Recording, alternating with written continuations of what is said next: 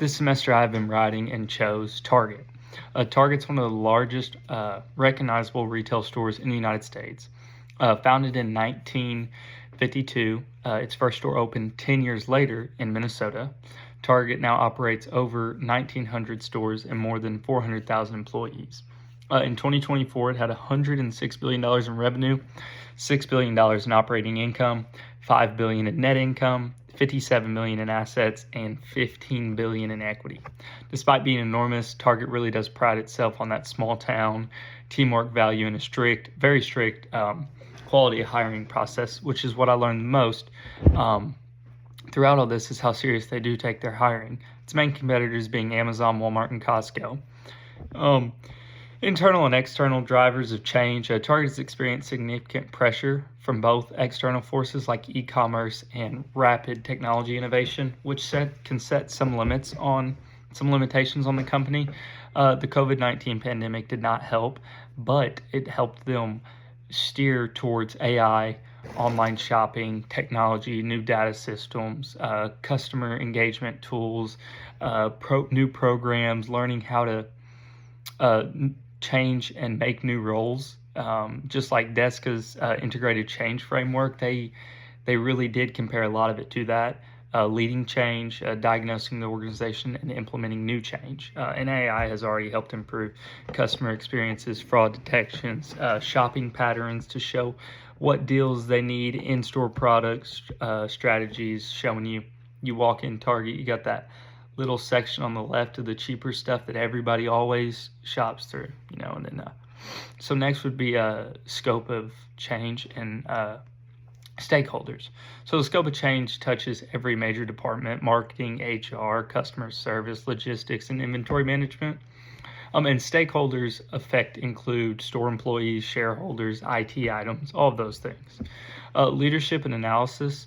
Target's leadership has been driven under CEO Brian Cornell. This includes new store redesigns, new brand management, digital investments, a new same-day delivery service. Target always wants leaders who are flexible, data-driven, and a lot of skills in AI with strong communication. This middle management has really helped them take that next step since COVID-19.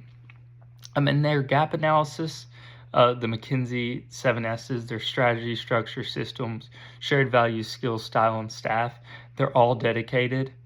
They even have implemented the Burke model. And this gap analysis identifies weaknesses in leadership and communication. And that led them to an implementation strategy. They implemented a lot of new data where all employees take almost like a test to see where you are at. These training gaps and these training classes have really helped, recognize who really wants to be there, who's focused. It brings a fear of job loss, but it creates a skill gap that's a healthy competition, and it creates a good culture and shows who's invested in this company. They use the Lewings model to adjust their training process. All these things lead back to Target showing their dedication to implement new strategies. And all of these facts stated, the overall goal here would be to evaluate the system. And for my evaluations, I would like to showcase their great training programs, and who succeeds and who doesn't, is they value that a lot. So if you put the work in, it'll pay off. I'd also like to recognize their ability to change. I talked about it a while ago. COVID, AI, technology. You've seen plenty of stores and massive retail companies just not be able to keep up. And I truly believe Target did a great job of making the adjustments they needed to make, and they set a clear framework for success.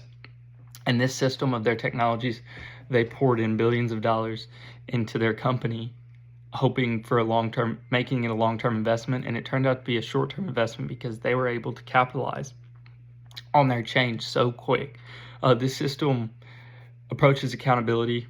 It helps keep a competitive edge, shows true leadership, and all those things I just said showed Target's ability to change under pressure.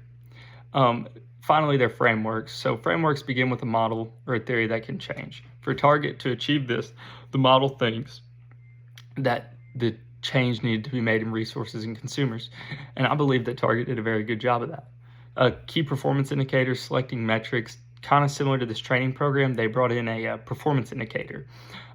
This helps, again, separate that gap, the skill, called a skill gap. Target may include percentage of employees who complete the said training programs, but they allow their managers to determine what is useful for who. So not only do they make these training programs available, they have somebody in charge of each one at all these locations to not only just take the data that the computer shows, because it can't show personality, this data can't show emotion, confrontation, all these things. So they take half of it as a test, and the other half, the manager being like, this is a very confrontational person, maybe not, or this is a great person, he's excelled in everything we've asked him. So these data collections on this project and surveys is conducted very well and into many groups. So in conclusion here, in order for Target to succeed and continue to succeed, I think effective change in management, which has been done, will need to continue to be done. The monitoring, the assessments, in addition to planning and execution of innovations or initiatives. Organizations may track progress, measure results, pinpoint development, but I believe the M&E structure and framework that Target has changed over these years has been perfect. They have an organized method, and I truly believe that Target is on the right track. Thank you.